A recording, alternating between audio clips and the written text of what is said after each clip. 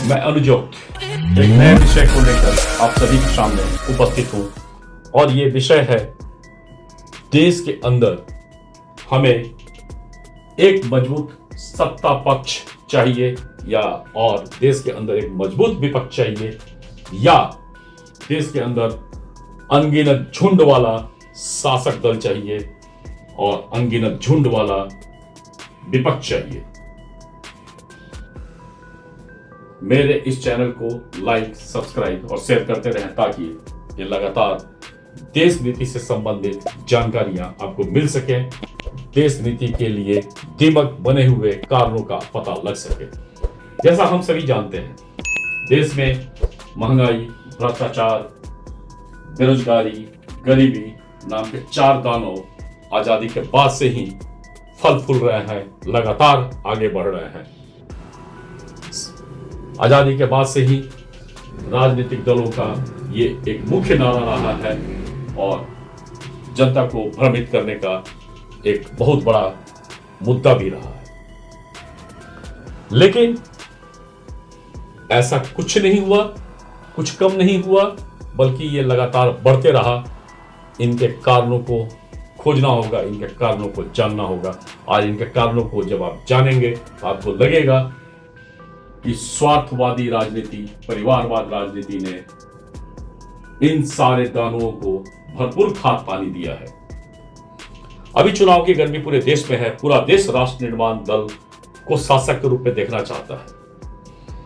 पूर्व में कई प्रांतीय हिंदू शासक थे, अलग अलग प्रांत थे, अलग अलग शासक थे और अपनी डफली, अपना राग, उनका महत्वपूर्ण इतिहास रहा और इसी के परिणाम स्वरूप हम लोगों की लगभग 50 पीढ़ियां गुलाम रही और आज उन्हीं के वंशज के रूप में हम लोग यहां इस वर्तमान में विद्यमान हैं।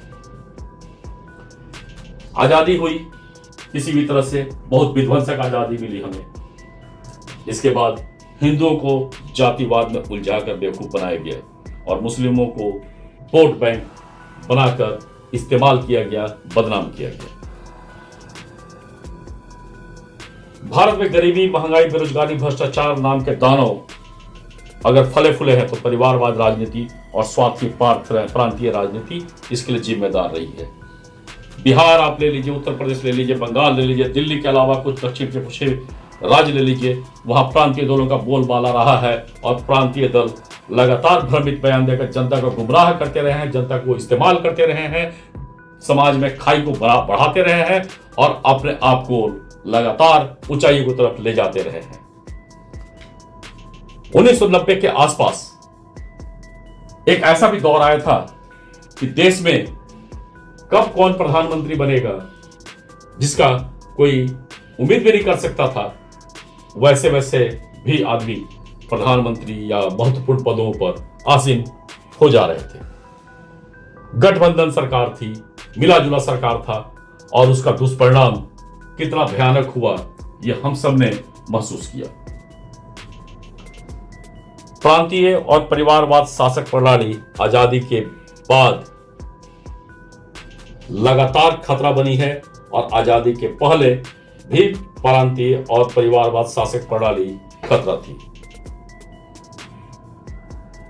देश में एक मजबूत सत्ता पक्ष और देश में एक मजबूत विपक्ष का होना ही देश का उन्नति होगा, देश का विकास होगा, महंगाई कम होगी, भ्रष्टाचार कम होगा, गरीबी कम होगी और अगर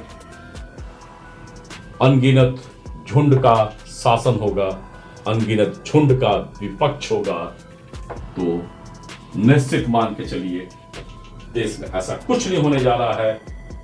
और अगर यही हाल रहा तो देश नीति भी नहीं बनेगी और देश नीति नहीं बनेगी तो ये निश्चित मान के चलिए देश में गृह युद्ध का भी वक्त आ सकता है और ये किसी के हक में नहीं होगा, किसी जनता के हक में नहीं होगा, किसी संसाधन के हक में नहीं होगा। धन्यवाद।